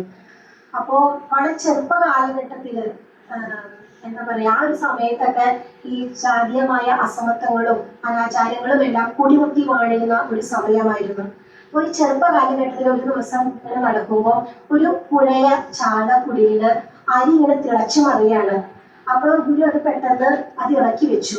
ഇത് ചോദ്യം ചെയ്യപ്പെട്ടു. കാരണം അവരുടെ ആ ഒരു വീട്ടിൽ കയറിയതൊക്കെ എടുത്തു വയ്ക്കാന്ന് വെച്ചാൽ തൊട്ടുകൂടായ്മ തീണ്ടിക്കൂടായ്മയൊക്കെ ഉള്ളൊരു സമയമാണ്. ഗുരു പറഞ്ഞത്, ഞാനത് ചെയ്തില്ലായിരുന്നെങ്കിൽ ആ കുടുംബം പട്ടിണിയായി പോയേനെ എന്നാണ് പറഞ്ഞത്. അതുപോലെ ഗുരുവിന്റെ കുടിലിന് മുറ്റത്തായി നിൽക്കുന്ന ഒരു മാവ് ഉണ്ടായിരുന്നു. ആ മാവിൽ നിന്നും കുറെ മാങ്ങകളെല്ലാം വീണപ്പോൾ കുട്ടികൾ ഓടി വന്ന് ഈ മാങ്ങകളെല്ലാം പെറുക്കിയെടുത്ത് കഴിച്ചു. എന്നാൽ മാങ്ങ കിട്ടാതിരുന്ന കുറച്ച് കുട്ടികള് അതിനെ കല്ലെറിയുകയും അതിനെ ഉപദ്രവിക്കുകയും ഇരിക്കുകയൊക്കെ ചെയ്തു. അപ്പൊ ഗുരുവിന് ആകെ വിഷമമായി. ഗുരു പറഞ്ഞു, അരുത്, അങ്ങനെ ചെയ്യരുത്, ഇത് എന്റെ അമ്മയാണ് എന്ന് പറഞ്ഞു. അതായത് ഭക്ഷണം തരുന്നവർ, ആഹാരം തരുന്നവരെല്ലാം അമ്മയ്ക്ക് സമമാണ് എന്നാണ് ഗുരു പറഞ്ഞിട്ടുള്ളത്. അപ്പൊ ഗുരുവിന്റെ മറ്റൊരു കൃതിയുണ്ട്, അനുകമ്പാ ദശകം. അതില് ആദ്യത്തെ 5 പദ്യത്തിൽ അനുകമ്പയെ കുറിച്ച് ഗുരു വളരെ മനോഹരമായി വർണ്ണിക്കുന്നുണ്ട്. 6ാമത്തെ പദ്യത്തിൽ ഗുരു ചോദിക്കുന്നുണ്ട്, ഏറ്റവും കൂടുതൽ അനുകമ്പയുള്ളത് ആർക്കാണ് എന്ന് ചോദിക്കുന്നുണ്ട്. അതില് കുറച്ച് നമുക്ക് ഗുരുക്കന്മാരുടെ എല്ലാം പേരുകൾ അതിൽ പറയുന്നുണ്ട്. പക്ഷെ ഞാൻ വായിച്ചിടത്തോളം, ഞാൻ അറിഞ്ഞിടത്തോളം ഏറ്റവും അനുകമ്പയുള്ള ഒരു മൂർത്തി നമ്മുടെ ഗുരുദേവനെ പോലെ മറ്റാരും ഇല്ല എന്ന് തന്നെ നമുക്ക് പറയാം. അങ്ങനെ ഗുരുവിനെ കുറിച്ച് ഒരുപാട് കാര്യങ്ങൾ നമുക്ക് ഇങ്ങനെ പറയാനുണ്ട്. എന്തായാലും ഇന്ന് 97ാമത് സമാധി ദിനാചരണമാണ്. ഈ ഒരു അവസരത്തിൽ നമുക്ക് മഹാസമാധിയെ കുറിച്ച് കൂടുതൽ അടുത്തറിയാം. എന്താണ് മഹാസമാധി? മഹാസമാധി എന്ന് പറഞ്ഞാൽ നമ്മുടെ ജീവാത്മാവ് പഞ്ചഭൂത നിർമ്മിതമായ ഈ ശരീരത്തിൽ നിന്നും വേർപെട്ട് പരബ്രഹ്മത്തിൽ ലയിക്കുന്ന ഒരു പരമാനന്ദം പ്രാപിക്കുന്ന ഒരു അവസ്ഥയെയാണ് നമ്മൾ മഹാസമാധി എന്ന് പറയുന്നത്. അപ്പൊ ലോക ഗുരുക്കന്മാരെല്ലാം ഈ ലോകത്ത് നിന്നും മൺമറഞ്ഞിട്ടുള്ളത് അവർ ഏതെങ്കിലും തരത്തിലുള്ള ഒരു രോഗമോ പീഡയോ സ്വയം സ്വീകരിച്ചുകൊണ്ടാണ്. ശങ്കരാചാര്യർ കബണ്ഡനം എന്ന രോഗത്തെ സ്വീകരിച്ചുകൊണ്ടാണ് സമാധി അടഞ്ഞത്. അതുപോലെ വിഷക്കായ കഴിച്ചിട്ടാണ് ബുദ്ധൻ ശരീരം വെടിഞ്ഞത്. യേശു ക്രിസ്തു കുരിശുമരണമാണ് സ്വീകരിച്ചത്. അതുപോലെ വേടന്റെ വിഷ അമ്പേറ്റാണ് ശ്രീകൃഷ്ണ ഭഗവാൻ സ്വർഗാരോഹണം നടത്തിയത്. ശ്രീരാമ ഭഗവാൻ സരയൂ നദിയിലാണ് മുങ്ങി ദേഹം വെടിഞ്ഞത്. അങ്ങനെ ഓരോരുത്തരും ഏതെങ്കിലും തരത്തിലുള്ള ഒരു രോഗമോ പീഡയോ എന്തെങ്കിലും ഏൽപ്പിച്ചിട്ടാണ് ഈ ലോകത്തിൽ നിന്നും മറഞ്ഞിട്ടുള്ളത്. നമ്മുടെ ഗുരുവും സ്വീകരിച്ച ഒരു രോഗാവസ്ഥയായിരുന്നു പ്രോസ്റ്റേറ്റ് ഗ്ലാൻഡിനുണ്ടാകുന്ന വീക്കം അഥവാ മൂത്രതടസ്സം. സാധാരണഗതിയിൽ ഈ അസുഖം ഉണ്ടാകുന്നത് തെറ്റായ ജീവിതചര്യയോ അല്ലെങ്കിൽ തെറ്റായ ഭക്ഷണ രീതികളിൽ നിന്നും ഒക്കെ ആയിരിക്കാം. പക്ഷെ ഗുരു വളരെ അച്ചടക്കമുള്ള ഒരു ജീവിത ശൈലിയും നല്ലൊരു ഭക്ഷണ രീതിയും പിന്തുടർന്ന ഒരു വ്യക്തി പ്രഭാവമായിരുന്നു. ഗുരു സ്വീകരിച്ച ഒരു രോഗാവസ്ഥയായിരുന്നു. ഗുരുവിന് അറിയാമായിരുന്നു വേറെ ആര് ചികിത്സിച്ചാലും ഈ രോഗം ഭേദമാവുകയില്ല എന്ന്. ഗുരു സ്വയം സ്വീകരിച്ച ഈ അസുഖം കാരണം ഈ ലോകത്തിൽ നിന്നും അറിയുന്നതിന് എന്തെങ്കിലും തരത്തിലുള്ള ഒരു രോഗാവസ്ഥ നമ്മൾ സ്വീകരിക്കണം. അപ്പൊ മറ്റാര് ചികിത്സിച്ചാലും ഈ രോഗം ഭേദമാവുകയില്ല. ഗുരു ഒന്ന് സങ്കല്പിച്ചാൽ ഈ രോഗം മാറുമായിരുന്നു. കാരണം ഒരുപാട് മാറാരോഗികൾ, ഒരു അസുഖം എന്ന് പറയുന്ന അസുഖങ്ങളൊക്കെ വന്ന് വളരെ കഷ്ടപ്പെടുന്ന ഒരുപാട് ആളുകൾ ഗുരുവിനെ കാണുവാൻ വരുമായിരുന്നു. അവർക്കെല്ലാവർക്കും ഗുരു നൽകുന്ന ഒരു പ്രസാദം, അല്ലെങ്കിൽ ഒരു പഴം, അല്ലെങ്കിൽ ഒരു മുന്തിരി, ഒരു 2 ഇലയുടെ ചാറ്, ഇതൊക്കെ സേവിച്ചാൽ അവരുടെ അസുഖം പമ്പ കിടക്കുമായിരുന്നു. അപ്പോൾ ഇവരുടെ എല്ലാവരുടെയും അസുഖം മാറ്റിയ ഒരു മഹാസിദ്ധൻ തന്നെയായിരുന്നു നമ്മുടെ ഗുരുദേവൻ.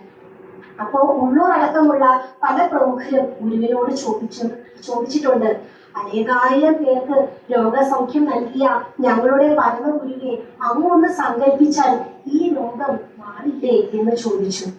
ഗുരു അതിന് മറുപടിയായി പറഞ്ഞത്, രോഗം നമുക്കല്ലല്ലോ, നമ്മുടെ ശരീരത്തിനല്ലയോ എന്നാണ് പറഞ്ഞത്. ഗുരുവിന്റെ 33-ാമത്തെ വയസ്സിൽ മരുത്താമലയിലെ പീളത്തടം ഗുഹയിൽ ധ്യാന നിമഗ്നനായിരിക്കുമ്പോൾ സ്വർഗാരോഹണം നടത്തി എന്നാണ് ചരിത്രം പറയുന്നത്. ആ ഒരു അവസ്ഥ എന്ന് പറയുന്നത് നമ്മുടെ ആത്മാവ് ശരീരത്തിൽ നിന്നും വേർപെട്ടു പോകുന്ന ഒരവസ്ഥയായിരുന്നില്ല. അതായത് നമ്മുടെ ബുദ്ധിയും അതുപോലെ ഇന്ദ്രിയങ്ങളും എല്ലാം ഏകീഭൂതമായി ഒരു പരബ്രഹ്മത്തിൽ ലയിച്ച അവസ്ഥയായിരുന്നു. അപ്പൊ അതിൽ നിന്നും കിട്ടിയ ആ ഒരു തപോ ചൈതന്യം, ആത്മചൈതന്യം കൊണ്ട് എങ്ങനെ സാധുക്കളായ ജനങ്ങളെ ഉദ്ധരിക്കാം എന്നാണ് ഗുരു ചിന്തിച്ചിരുന്നത്. അങ്ങനെ അവർക്ക് വേണ്ടി നിശബ്ദ വിപ്ലവം നയിച്ച ഒരു സാമൂഹ്യ പരിഷ്കർത്താവാണ് നമ്മുടെ നാരായണ ഗുരുദേവൻ. അങ്ങനെ ഗുരു ഈ രോഗം സ്വീകരിച്ച കാര്യമെല്ലാം നമ്മൾ പറഞ്ഞു. അങ്ങനെ കുറച്ച് വേദന ഗുരുദേവൻ പ്രകടിപ്പിച്ചു തുടങ്ങിയപ്പോൾ കുറച്ച് ശിഷ്യന്മാരും വൈദ്യന്മാരും എല്ലാം മുന്നോട്ടേക്ക് വന്ന് കുറച്ച് ചികിത്സകളെല്ലാം ഗുരുവിന് നൽകി നോക്കി. എന്നാൽ അതൊന്നും ഫലം കണ്ടില്ല. ഒരുപാട് ആളുകൾ മുന്നോട്ടേക്ക് വന്നു. ഞങ്ങൾക്കുള്ളതെല്ലാം വിറ്റുപെറുക്കി ഞങ്ങളുടെ സകല സമ്പാദ്യങ്ങളും തന്ന് ഗുരുവെ ഞങ്ങൾ അങ്ങയെ ചികിത്സിച്ചു കൊള്ളാം, അങ്ങ് ഞങ്ങളുടെ വീട്ടിലേക്ക് കൊണ്ടുവരണം എന്നെല്ലാം. നമ്മുടെ ഭക്തന്റെ മനസ്സിലുള്ള ഒരു ആഗ്രഹം പോലും ഗുരു സാധിച്ചു തരാതിരുന്നിട്ടില്ല. നമ്മൾ എന്ത് പറഞ്ഞാലും എന്താഗ്രഹിച്ചാലും ഗുരു നമുക്കത് സാധിച്ചു തരുമായിരുന്നു. അങ്ങനെ ഗുരുവിന് ഒരു ശിഷ്യനുണ്ടായിരുന്നു. ഗുരുവിന്റെ വളരെ പരമഭക്തനായ ഒരു ശിഷ്യൻ അങ്ങനെ തമിഴ്നാട്ടിലുണ്ടായിരുന്നു. അപ്പോ അദ്ദേഹവും പറഞ്ഞു, ഗുരുവേ ഒന്ന് എന്റെ വീട്ടിലേക്ക് വരണം എന്നൊക്കെ കെഞ്ചി എന്ന് പറഞ്ഞു. ഞാൻ അങ്ങേക്ക് നല്ലൊരു ചികിത്സ തരാം എന്നെല്ലാം പറഞ്ഞപ്പോ അങ്ങനെ നാട്ടിൽ നിന്നും തമിഴ്നാട്ടിലേക്ക് പോകുവാനുള്ള തീരുമാനമായി. അപ്പൊ തീവണ്ടി മാർഗമാണ് ഇങ്ങനെ മദ്രാസിലേക്ക് പോകുന്നത്. ഓരോ സ്റ്റേഷനിലും എത്തുമ്പോഴും ഒരുപാട് ജനങ്ങൾ ഗുരുദേവനെ കാണുവാനായി കാത്തു നിൽക്കുന്നുണ്ടായിരുന്നു. അപ്പൊ ഗുരുദേവൻ തന്റെ കരങ്ങൾ ഉയർത്തി എല്ലാവരെയും അനുഗ്രഹിച്ചു. അങ്ങനെ അവസാനം ട്രെയിൻ മദ്രാസിലെത്തി. അപ്പോൾ ആ ധനികന്റെ വീടിന് മുൻപിൽ ഒരുപാട് ആളുകൾ ചുറ്റും കൂടി നിൽക്കുന്നുണ്ടായിരുന്നു. അപ്പൊ ഗുരു അങ്ങോട്ടേക്ക് ചെന്നു. അപ്പൊ കൂട്ടത്തിൽ ഒരു പ്രായം ചെന്ന ഒരു മനുഷ്യനുണ്ടായിരുന്നു. ഗുരു അടുത്തേക്ക് വന്നിട്ട് പറഞ്ഞു, കലശലായ വയറുവേദന ഉണ്ട് അല്ലേ? എന്തൊക്കെ മരുന്ന് സ്വീകരിച്ചിട്ടും ഭേദമാകുന്നില്ല അല്ലയോ എന്ന് ചോദിച്ചു. അയാൾ ആകെ അന്തം വിട്ട് നിൽക്കാണ്. ഗുരു ആദ്യമായിട്ടാണ് എന്നെ കാണുന്നത്. ഈ ഗുരു എങ്ങനെ ഇത് മനസ്സിലാക്കി എന്ന അത്ഭുതത്തോടെ അയാൾ ഇങ്ങനെ നിൽക്കാണ്. അപ്പോൾ ഗുരു അടുത്ത് കണ്ട ഒരു ചെടിയിൽ നിന്നും 2 ഇല പറിച്ച് അതിന്റെ ചാറ് ഞെരടി അയാൾക്ക് സേവിക്കാൻ കൊടുത്തു. അത് കഴിച്ചോളൂ എന്ന് പറഞ്ഞു. അത് കഴിച്ച മാത്രമേ തന്നെ അയാളുടെ വയറുവേദന പാകപ്പെട്ടു. അങ്ങനെ ആ ധനികന്റെ വീട്ടിൽ ഏറ്റവും സൗകര്യങ്ങളുള്ള ഒരു മുറിയായിരുന്നു ഗുരുവിനായി നൽകപ്പെട്ടത്. അപ്പോ ആ ധനികൻ ഗുരുവിന് ചികിത്സ കൊടുക്കുവാനായി കൊണ്ടുവന്നത് കൊൽക്കത്തയിൽ നിന്നും 2 വിദേശികളായ ഡോക്ടർമാരെയായിരുന്നു. അവരുടെ പേരുകൾ എന്നത് ഡോക്ടർ നോബിൾ ആൻഡ് ഡോക്ടർ സാംവൻ ആയിരുന്നു. അപ്പോൾ ഇവരെല്ലാവരും വളരെ മികച്ച ഡോക്ടേഴ്സ് ആയിരുന്നു. അന്നൊക്കെ 5000 രൂപയായിരുന്നു അവർ പ്രതിഫലം പറ്റുന്നുണ്ടായിരുന്നത്. ഇന്ന് ഏകദേശം ഒരു 5 ലക്ഷത്തിന് മേലെ ഒരു പ്രതിഫലം വരുന്ന ഒരു തുകയായിരുന്നു. അപ്പൊ അന്ന് അവർക്ക് ഒരു ചെറിയൊരു അഹങ്കാരമൊക്കെ ഉണ്ടായിരുന്നു. അപ്പൊ ഗുരുവിനാണെങ്കിൽ ഒരു കാര്യം ഉണ്ടായിരുന്നു. അതായത് ഗുരുവിനെ ഒന്ന് തൊടാനോ അല്ലെങ്കിൽ ഗുരുവിന്റെ സാധന സാമഗ്രികളിൽ ഒന്ന് സ്പർശിക്കുവാനോ ഗുരുവിന്റെ അനുവാദം വേണം. എന്നാൽ അപ്പൊ ഇവർ ഗുരുവിനോട് പെർമിഷൻ ഒന്നും ചോദിക്കാതെ ഗുരുവിനെ ഒന്ന് അടുത്ത് വിളിച്ച് ഈ പൾസ് എല്ലാം നോക്കുവാനായിട്ട് തുടങ്ങി. അപ്പൊ അവരെ ഞെട്ടിപ്പിച്ച ഒരു കാര്യം എന്ന് വെച്ചിട്ടുണ്ടെങ്കിൽ കൈകൾ ഉയർത്തി പൾസ് നോക്കിയപ്പോ പൾസ് കിട്ടുന്നില്ല. അപ്പൊ സാധാരണ പൾസ് ഇല്ലെങ്കിൽ അതിനർത്ഥം ജീവനില്ലാന്ന അവർക്ക് ആകെ കൂടി വെപ്രാളായി. എന്നാ ഹൃദയത്തിന്റെ പ്രവർത്തനം ഒന്ന് നോക്കിക്കളയാം എന്ന് വിചാരിച്ച് സ്റ്റെതസ്കോപ്പ് ഒക്കെ വെച്ച് ഒന്ന് പരിശോധിക്കാൻ തുടങ്ങി. നമ്മളിങ്ങനെ നെഞ്ചത്ത് കൈവയ്ക്കുമ്പോൾ സൗണ്ട് ഉണ്ടല്ലോ, ഒരു ലാപ്ടോപ്പ് സൗണ്ട്. അപ്പൊ അത് നോക്കിയപ്പോ അതും കേൾക്കാനില്ല. അപ്പൊ പൾസില്ല, ഹൃദയത്തിന്റെ ഈ പ്രവർത്തനമില്ല, ഒന്നുമില്ല. ഇതിനർത്ഥം ആ ശരീരത്തിൽ ജീവനില്ല എന്നാണ്. ഇവർക്ക് എന്താ ചെയ്യേണ്ടതെന്ന് അറിയില്ല. അപ്പൊ ഗുരുവിനെ അവര് തിരിച്ചു മറിച്ചും കിടക്കാനൊക്കെ നോക്കിയപ്പോ ഗുരു തന്നെ തിരിഞ്ഞു മറിഞ്ഞും ചെരിഞ്ഞെല്ലാം കിടക്കാൻ തുടങ്ങി. അപ്പോ എളിഭയായി നിൽക്കുന്ന ഇവരോട് ഗുരു ചോദിച്ചു, എന്താ പൾസ് കിട്ടുന്നില്ലേ എന്ന് ചോദിച്ചു. അപ്പൊ അവർക്ക് മനസ്സിലായി ഈ കിടക്കുന്നത് ചില്ലറക്കാരനായ ഒരു വ്യക്തിയല്ല. സാധനാനുഷ്ഠാനങ്ങൾ കൊണ്ട് നാഡീനരമ്പുകളെ സ്വന്തം അധീനതയിൽ വരുത്താൻ കഴിവുള്ള ഒരു വ്യക്തി പ്രഭാവമാണ് ഇവിടെ കിടക്കുന്നത്. ഒരു ഈശ്വരനാണ് ഇവിടെ കിടക്കുന്നത് എന്ന് അവർക്ക് മനസ്സിലായി. അവർ മുറിക്ക് പുറത്തേക്ക് ചെന്നു. അപ്പോൾ മുറിക്ക് പുറത്ത് ഒരുപാട് ശിഷ്യന്മാരും എല്ലാവരും കാത്തു നിൽക്കുന്നുണ്ടായിരുന്നു. അവർ പറഞ്ഞു, എന്താണ് ഞങ്ങളുടെ ഗുരുവിന് അസുഖം? എത്രയും പെട്ടെന്ന് ഞങ്ങളുടെ ഗുരുവിന്റെ അസുഖം മാറില്ലേ എന്നൊക്കെ അവർ ചോദിക്കുകയാണ്. അപ്പോ ഈ ഡോക്ടേഴ്സ് പറഞ്ഞു, ആ മഹായോഗിക്ക് യാതൊരു അസുഖവുമില്ല, ഒന്ന് സങ്കല്പിച്ചാൽ എല്ലാ അസുഖവും മാറാവുന്നതേയുള്ളൂ എന്ന് പറഞ്ഞു. അപ്പോൾ അവർ കോട്ടും സ്യൂട്ടും എല്ലാം അടിച്ചു വെച്ച് അവർ പുഴയിൽ മുങ്ങി കുളിച്ച് വെള്ള ഷാളും വെള്ള വസ്ത്രം എല്ലാം കൊടുത്ത് നമ്മുടെ ഗുരുവിന്റെ പരമഭക്തരായി ആ മുറിയിലേക്ക് കടന്നു വന്നു. ഗുരു അവരെ അനുഗ്രഹിച്ചു. അങ്ങനെ മദ്രാസിൽ നിന്ന് തിരിച്ച് നാട്ടിലേക്ക് പോകുവാനുള്ള ഒരു തീരുമാനമായി. അപ്പൊ ഗുരുവിനെ അറിയാമായിരുന്നു, ഇനിയും പോകുന്ന വഴിയിൽ ഒരുപാട് ആളുകൾ നമ്മെ തേടി വരും, നമ്മെ ആവശ്യപ്പെടും, നമുക്ക് ചികിത്സ തരാം എന്നൊക്കെ പറഞ്ഞ് ഒരുപാട് ആളുകൾ നമ്മെ തേടി വരുമെന്നൊക്കെ ഗുരുവിനെ അറിയാമായിരുന്നു. എന്നാൽ ഗുരുവിന് ആർക്കും വിധേയനായി ചികിത്സ നേടാൻ യാതൊരു ഇഷ്ടവും ഉണ്ടായിരുന്നില്ല. ഗുരുവിന്റെ വളരെ അടുത്ത ഒരു ശിഷ്യനായിരുന്നു ബോധാനന്ദൻ. ബോധാനന്ദനോട് പറഞ്ഞു, ബോധാനന്ദ, ഇനിയും ഒരുപാട് ആളുകൾ നമ്മെ തേടി വരും, നമ്മെ ആർക്കും വിട്ടുകൊടുക്കല്ലേ ബോധാനന്ദ, നാം എവിടേക്ക് പോകുന്നില്ല എന്ന് പറഞ്ഞു. ഒരു കൊച്ചു കുഞ്ഞ് തന്റെ അച്ഛനോട് പറയുന്ന പോലെയായിരുന്നു നമ്മുടെ ഗുരു ബോധാനന്ദനോട് പറഞ്ഞത്. അങ്ങനെ പോകുന്ന വഴിയിൽ ഒരുപാട് ആളുകൾ ഇത് പറഞ്ഞതുപോലെ ഗുരുവിനെ ഒന്ന് കാണണം, ഒന്ന് തൊടണം, ഗുരുവിനെ ഞങ്ങളുടെ വീട്ടിലേക്ക് വരണം, ഞങ്ങൾ ചികിത്സ തരാം എന്നെല്ലാം പറഞ്ഞ് ഗുരുവിനെ ഇങ്ങനെ സമീപിക്കുവാൻ തുടങ്ങി. അപ്പോ ഈ ഭക്തരുടെ ഈ ഭക്തി കണ്ട് നമ്മുടെ ഗുരുദേവന്റെ ഹൃദയമെല്ലാം പൊടിഞ്ഞിരിക്കുകയാണ്, അലിഞ്ഞിരിക്കുകയാണ്. ഗുരുവിനാകെ വിഷമം. അപ്പോ ഗുരുവിന്റെ മുഖത്ത് കണ്ട ഈ വിഷമം മനസ്സിലാക്കിയ ബോധാനന്ദൻ അവരോട് പറഞ്ഞു, സ്വാമിയെ വിഷമിപ്പിക്കരുത്, ഞങ്ങളെ പോകാൻ അനുവദിക്കണം. ഞങ്ങൾ കൊല്ലത്ത് ഒരു വിദഗ്ധ ചികിത്സയ്ക്കായി പോവുകയാണ്, ഞങ്ങൾ അങ്ങോട്ടേക്ക് പോകാണ് എന്നൊക്കെ പറയാണ്. അപ്പോൾ അവരെല്ലാവരും ഒരുപാട് ആളുകൾ ചുറ്റും കൂടിയിട്ടുണ്ട്. ഓരോ സ്റ്റേഷനിലും നാനാജാതിയിൽപ്പെട്ടവർ, അതുപോലെ മക്കളില്ലാത്തവരും വീടില്ലാത്തവരും മാറാരോഗികളും ഇവരെല്ലാവരും ഗുരുവിന്റെ അനുഗ്രഹം കൊണ്ട് അവർക്കെല്ലാവർക്കും രോഗസൗഖ്യവും ജീവിത സൗഖ്യവും എല്ലാം നേടിയവരായിരുന്നു. അവരെല്ലാവരും ഗുരുവിന്റെ അടുത്തേക്ക് വന്നു. ഗുരു എല്ലാവരെയും തന്റെ നയനങ്ങൾ കൊണ്ടും തന്റെ കരങ്ങൾ ഉയർത്തിയും ഗുരു എല്ലാവർക്കും അനുഗ്രഹങ്ങൾ നൽകി. അങ്ങനെ അവിടെ നിന്നും പോയത് കൊല്ലത്തെ ഗസ്റ്റ് ഹൗസിലേക്കായിരുന്നു പോയത്. അവിടെ ഒരു 10 ദിവസത്തെ വിശ്രമം. അങ്ങനെ വിശ്രമിക്കുന്ന ആ ഒരു സമയത്ത് ഒരു ദിവസം ഗുരു അവിടുത്തെ ജനാലയിലൂടെ പുറത്തേക്ക് നോക്കിയപ്പോൾ പട്ടാളം മാർച്ച് ചെയ്യുന്ന ഒരു മൈതാനം കണ്ടു. അപ്പൊ ഗുരു പറഞ്ഞു, ഇവിടം നമ്മുടെ സ്ഥലമാണ്, ഇവിടെ ഒരു സരസ്വതി ക്ഷേത്രം ഉയരും എന്ന് പറഞ്ഞു. പിൽക്കാലത്ത് ഗുരുവിന്റെ ശിഷ്യനും അതുപോലെ SNDP യോഗത്തിന്റെ ജനറൽ സെക്രട്ടറിയുമായ ആർ ശങ്കർ മുഖ്യമന്ത്രി പദത്തിലെത്തിയ ശേഷം ഗുരുദേവൻ ഇങ്ങനെ ഒരു സ്ഥലത്തിനെ ആഗ്രഹിച്ചിട്ടുണ്ട് എന്ന് മനസ്സിലാക്കിയപ്പോൾ അവിടെ SN കോളേജിന് തറക്കല്ലിട്ടു. അതിന്റെ പണി പൂർത്തിയാക്കുകയും ചെയ്തു. ഇന്ന് ഇന്ത്യയിൽ ഏറ്റവും നല്ല വിദ്യാഭ്യാസം കിട്ടുന്ന രണ്ടാമത്തെ വലിയ കോളേജാണ് SN കോളേജ്. അപ്പോ ഗുരുവിന്റെ ഒരു വാക്കോ സങ്കല്പമോ ഒരിക്കലും പാഴാവുകയില്ല എന്ന് നമുക്ക് വളരെ വ്യക്തമാണ്. അങ്ങനെ കൊല്ലത്തെ ഗസ്റ്റ് ഹൗസിലെ വിശ്രമത്തിന് ശേഷം പിന്നീട് ഗുരു പോകുന്നത് ട്രിവാൻഡ്രത്തെ ഗസ്റ്റ് ഹൗസിലേക്കാണ്. അവിടെയും കുറച്ചുനാൾ വിശ്രമിച്ചു.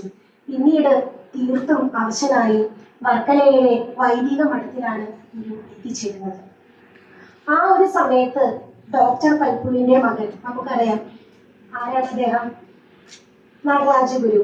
അപ്പോൾ നടരാജഗുരു ആ ഒരു സമയത്ത് വിദേശ പഠനത്തിനായി അമേരിക്കയിലേക്ക് പോകാൻ തയ്യാറെടുക്കുന്ന ഒരു സമയമായിരുന്നു.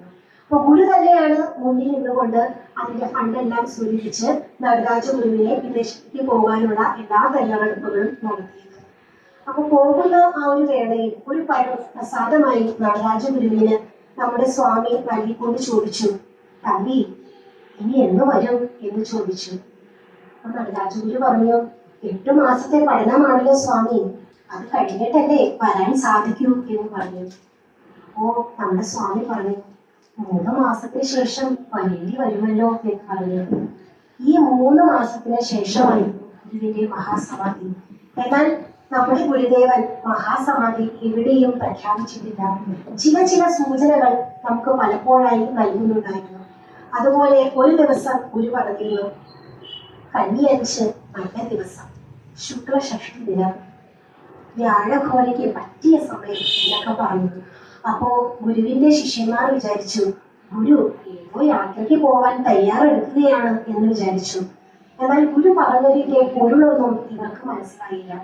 അതുപോലെ പിന്നീട് ഒരിക്കൽ പറഞ്ഞു, കലിയഞ്ച് നല്ല ദിവസമാണ്, അന്ന് ശിവഗിരിക്കുന്നിൽ നമ്മെ കാണുവാൻ ഒരുപാട് ഭക്തജനങ്ങൾ വരും, അവർക്ക് എല്ലാവർക്കും വയറ് നിറച്ച് ആഹാരം കൊടുക്കണം എന്ന് പറഞ്ഞു. ഇതെല്ലാം ചെറിയ ചെറിയ സൂചനകളായിരുന്നു. അതുപോലെ സമാധി എടുത്ത ദിവസങ്ങളിൽ ഗുരു പ്രോട്ടീൻ നിറഞ്ഞ ഭക്ഷണങ്ങൾ, പാലും പഴവും അങ്ങനെ തുടങ്ങി നല്ല നല്ല ഭക്ഷണങ്ങളെല്ലാം ഗുരു വേണ്ടെന്ന് വെച്ചു. നല്ല തിളപ്പിച്ചാറിയ വെള്ളം, ഉലുവയും മല്ലിയും ജീരകവും എല്ലാം ഇട്ട് വളരെ ശുദ്ധമായ ജലം മാത്രമായിരുന്നു ഗുരു കുടിച്ചിരുന്നത്. അതായത് ശരീരത്തിൽ മലം പോലും അവശേഷിപ്പിക്കാതെ വളരെ നിർമ്മലമായി ആ ശരീരം കാത്തു സൂക്ഷിച്ചിരുന്നു നമ്മുടെ പേരിൽ. അങ്ങനെ ക്ഷീണിച്ച് അസ്ഥിപഞ്ചനമായ ആ ഒരു മുഖത്ത് ഒരുപാട് താടി രോമങ്ങൾ വളർന്നിട്ടുണ്ടായിരുന്നു. അപ്പൊ ഒരു ക്ഷുരകരെ വിളിപ്പിച്ച് ഒരു പുതിയ പത്തി വാങ്ങിച്ച് അത് ഷേവ് ചെയ്യാനുള്ള ഒരു തീരുമാനമായി.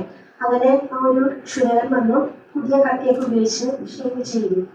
അപ്പോ ഇത് ചെയ്തതിന് ശേഷം ഗുരു പറഞ്ഞു, ആ കത്തി അവന് തന്നെ കൊടുത്തേക്കും, അവന് ആവശ്യമുള്ള പണവും കൊടുത്തേക്കും എന്ന് പറഞ്ഞു. അപ്പൊ കൂടെ ഉണ്ടായിരുന്ന ഒരു ശിഷ്യൻ പറഞ്ഞു, സ്വാമി അത് നമുക്ക് എടുത്തു വെക്കാമല്ലോ, അങ്ങേക്ക് ഇനിയും അത് ആവശ്യം വരുമല്ലോ, ഇനി വരുമ്പോ ഇന്ന് നമുക്ക് അത് ഷേവ് ചെയ്യാമല്ലോ എന്ന് പറഞ്ഞു. അപ്പൊ ഗുരു പറഞ്ഞു, ഇനി നമുക്ക് അതിന്റെ ആവശ്യമില്ല, ആ കത്തി അവന് തന്നെ കൊടുത്തേക്കും എന്ന് പറഞ്ഞു. അങ്ങനെ പല പല സൂചനകൾ തരുന്നതായി നമുക്ക് പല പല പുസ്തകങ്ങൾ വായിക്കുമ്പോൾ നമുക്ക് മനസ്സിലാകും. അങ്ങനെ സമാധി ആ ഒരു ദിവസം വന്നെത്തി. എന്നായിരുന്നു അത്?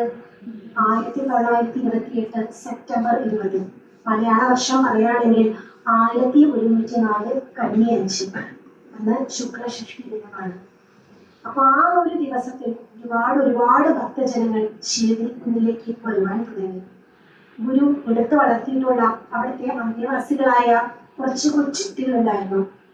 അവരെല്ലാവരും വരിയായി വന്ന് ഗുരുവിന്റെ പാദങ്ങളിൽ വീണ് നമസ്കരിച്ചു. അപ്പോ ആ കുട്ടികൾ എന്ന് പറയുന്നത് നാനാജാതിയിൽപ്പെട്ട കുട്ടികളായിരുന്നു. അതിൽ ഈഴവരും പറയനും മാടനും നായരും എല്ലാവരും ഉണ്ടായിരുന്നു.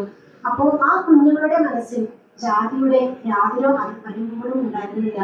ഒരമ്മ പെറ്റ മക്കളെ പോലെ അവരെല്ലാവരും ഇങ്ങനെ നടന്നു നീങ്ങിക്കൊണ്ട് പോവുകയാണ്. അത് കണ്ടിട്ടാവണം നമ്മുടെ ഗുരുവിന് സന്തോഷം കൊണ്ട് കണ്ണുനീർ വരുന്നുണ്ടായിരുന്നു.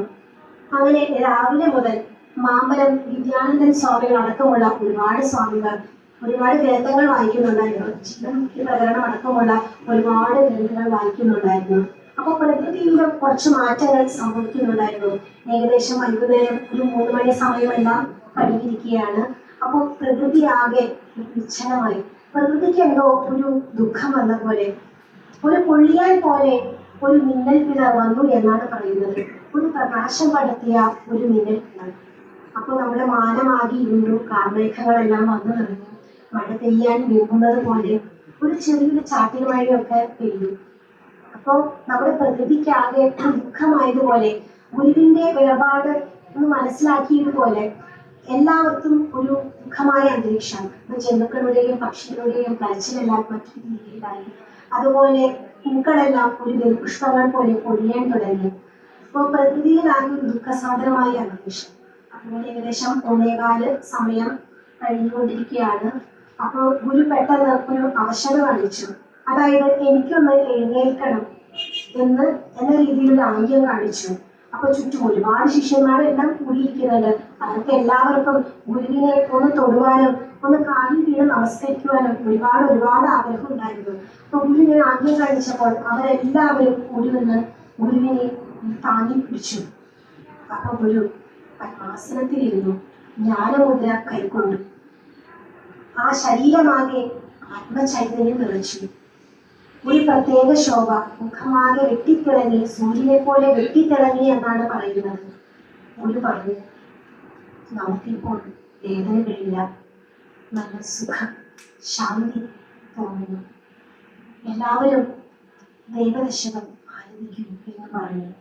നമുക്കറിയാം ദൈവദശകം ഒരു ദൈവത്തിന്റെയും പേര് പറയാതെ ഗുരു എഴുതിയ അതിമനോഹരമായ ഒരു പ്രാർത്ഥനാ ഗീതം. നമ്മെ അറിവിലേക്ക് നയിച്ച നമ്മുടെ ഈശ്വരൻ നമ്മളോട് പറഞ്ഞു, ദൈവദർശനം ആനന്ദിക്കുകയാണ്.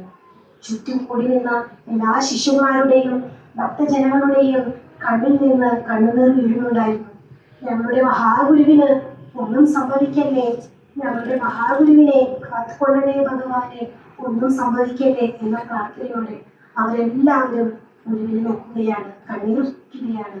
ഗുരു പറഞ്ഞ പോലെ അവർ ദൈവദർശനം പാടുന്നു.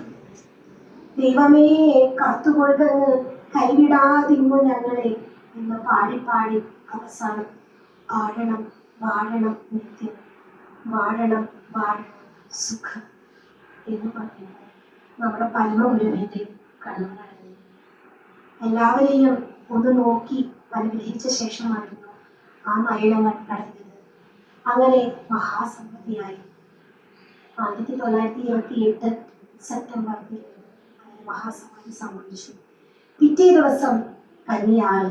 അന്ന് ആകാശത്ത് സൂര്യന്റെ 2 തേജോഗോളം പ്രത്യക്ഷപ്പെട്ടു എന്നാണ് പറയുന്നത്.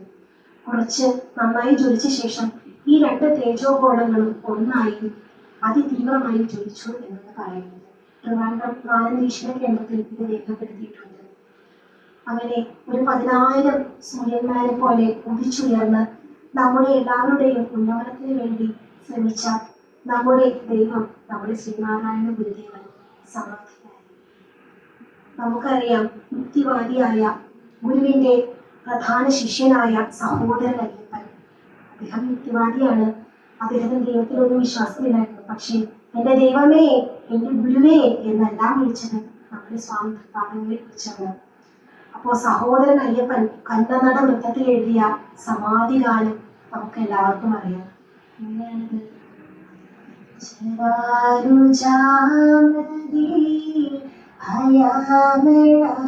ശുദ്ധ യശോ നിർവാണത്തെ അടഞ്ഞ സദ്ഗുരു ജയ നാരായണ ഗുരു സ്വാമി ദേവ ജയ ഭഗവാനേ ജയ ജഗദ്ഗുരു.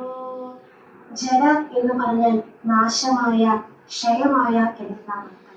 രുച എന്ന് പറഞ്ഞാൽ രോഗം, അതായത് നാശമില്ലാത്ത, ക്ഷയമില്ലാത്ത, കീർത്തി സംശുദ്ധമായ മോക്ഷത്തെ പ്രാപിച്ച ഞങ്ങളുടെ പരമഗുരുവേ, നാരായണ നാമധേയനും അതുപോലെ നാരായണ സ്വരൂപമായ ഞങ്ങളുടെ പരമഗുരുവേ, അങ്ങ് വിജയിച്ചരുളിയാലും എന്നാണ് സഹോദരൻ അയ്യപ്പൻ അതിൽ എഴുതിയിരിക്കുന്നത്. ജനനം, മരണം, ദാരിദ്ര്യം തുടങ്ങിയ കാര്യങ്ങളെല്ലാം സാധാരണ മനുഷ്യരെ സംബന്ധിക്കുന്ന കാര്യങ്ങളാണ്. എന്നാൽ ഗുരു അതിനെയെല്ലാം അതിജീവിച്ച വ്യക്തിപ്രഭാവമാണ്. ഗുരു നമ്മോടൊപ്പം ഇവിടെ എല്ലാം ഉണ്ട്. ഗുരു പറഞ്ഞിട്ടുണ്ട്, നാം ശരീരമല്ല അറിവാകുന്നു, ശരീരം ഉണ്ടാകുന്നതിന് മുൻപിലും അറിവായ നാം ഉണ്ടായിരുന്നു. ഇനി ഇതൊക്കെയും ഇല്ലാതെ പോയാലും നാം ഇപ്രകാരം പ്രകാശിച്ചുകൊണ്ട് തന്നെയിരിക്കും എന്ന് നമ്മുടെ പാദങ്ങൾ പറയുന്നു. ഇന്നും ജനകോടികളുടെ മനസ്സിൽ അണയാത്ത ദീപമായി നമ്മുടെ സ്വാമി പാദങ്ങളുണ്ട്. നല്ലൊരു ഗുരുത്വമുള്ള ഒരു തലമുറ ഇവിടെ വളർന്നു വരണം. ഞാൻ കൂടുതൽ പറഞ്ഞ് ദീപിക്കുന്നില്ല. എല്ലാവരും വളരെ ക്ഷമയോടെ തന്നെ എല്ലാം കേട്ടിരുന്നു. അപ്പൊ എത്ര പറഞ്ഞാലും മതി വരാത്ത ഒരു മഹാസാഗരമാണ് നമ്മുടെ ശ്രീനാരായണ ഗുരുദേവൻ.